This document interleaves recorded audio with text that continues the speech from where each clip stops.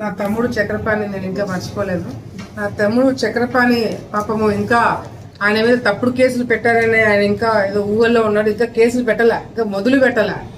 ఆయన చేసిన అరాచకాలు, వాళ్ళు చేసిన అన్యాయాలు, వాళ్ళు చేసిన ఘోరాలు, నేరాలు ఇంకా మేము బయటికి తీయకముందే ఆయన పాపం స్పందిస్తున్నాడంటే రేపు పొద్దున తీసిన తర్వాత ఆయన పరిస్థితి ఏంటనేది కూడా మాకు కూడా చూడాలని అనిపిస్తుంది. ఎందుకంటే శిల్పా చక్రపాణి అనే వ్యక్తి రైతుల దగ్గర నుంచి, మహిళల దగ్గర నుంచి, ఆఖరికి ఉద్యోగస్తుల దగ్గర నుంచి ప్రతి ఒక్కరిని కూడా ఇబ్బంది పెట్టి మోసం చేసి అన్యాయం చేసిన వ్యక్తి. ఈరోజు తెలుగుదేశం పార్టీ అధికారంలోకి వచ్చిన తర్వాత చంద్రబాబు నాయుడు గారు తప్పుడు కేసులు పెట్టండి, లేదంటే వైసీపీ నాయకుల్ని టార్గెట్ చేయండి, ఒకవేళ ఆయన కానీ ఆలోచన ఉండి చిన్న కనుసైగ చేసినా కూడా ఇప్పటికే వైసీపీ నాయకులు ఈ రాష్ట్రం వదిలేసి వెళ్ళిపోయేవాళ్ళు.